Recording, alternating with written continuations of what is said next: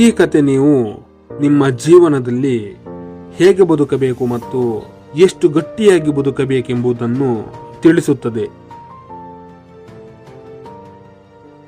ಒಮ್ಮೆ 2 ಕಪ್ಪೆಗಳು ಹಾಲಿನ ಕೆನೆ ತುಂಬಿದ ಮಡಕೆಯ ಪಕ್ಕ ಆಡುತ್ತಿದ್ದವು.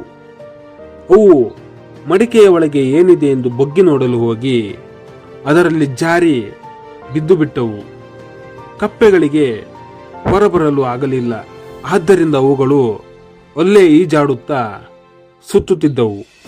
ಅದರಲ್ಲಿ ಒಂದು ಕಪ್ಪೆ ಹೆದರಿ ಹೇಳಿತು, ಓ, ಇಂದು ನನ್ನ ಜೀವನದ ಕೊನೆ, ಇನ್ನು ನಾನು ಬದುಕಲು ಸಾಧ್ಯವಿಲ್ಲ ಎಂದು ಹೇಳಿ ಈಜುವುದನ್ನು ನಿಲ್ಲಿಸಿತು. ನಂತರ ನೀರಿನಲ್ಲಿ ಮುಳುಗಿ ಸತ್ತು ಹೋಯಿತು. ಆದರೆ ಇನ್ನೊಂದು ಕಪ್ಪೆ ತುಂಬ ಬುದ್ಧಿವಂತ ಮತ್ತು ಧೈರ್ಯಶಾಲಿಯಾಗಿತ್ತು.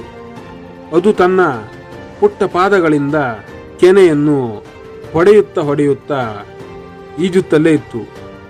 ಇದರಿಂದ ಕೆನೆಯು ಒಂದು ಬೆಣ್ಣೆಯ ಮುದ್ದೆಯಾಯಿತು. ನಂತರ ಕಪ್ಪೆ ಬೆಣ್ಣೆಯ ಮೇಲೆ ಎಗರಿ ಹೊರಗೆ ಹಾರಿ ಬಂತು. ಈ ಕಪ್ಪೆಯು ತನ್ನ ಶಕ್ತಿ ಇರುವವರೆಗೂ ಹಾಲಿನ ಕೆನೆಯನ್ನು ಹೊಡೆಯುತ್ತಲೇ ಇತ್ತು. ಆದ್ದರಿಂದ ಅದು ಪ್ರಾಣಾಪಾಯದಿಂದ ಪಾರಾಯಿತು. ಸ್ನೇಹಿತರೆ, ಕಷ್ಟ ಯಾರಿಗಿಲ್ಲ ಹೇಳಿ? ಪ್ರತಿಯೊಂದು ಜೀವಿಗಳಿಗೂ ಕಷ್ಟ ಇರುತ್ತದೆ.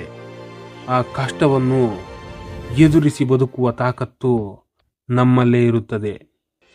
ಯಾಕೆಂದರೆ ಇವೆರಡು ಕಪ್ಪೆಗಳ ಯೋಚನೆಯು ವಿಭಿನ್ನವಾಗಿದ್ದರಿಂದ ಒಂದು ಕಪ್ಪೆ ಸತ್ತು ಹೋಯಿತು, ಮತ್ತೊಂದು ಕಪ್ಪೆ ಬದುಕಿ ಉಳಿಯಿತು.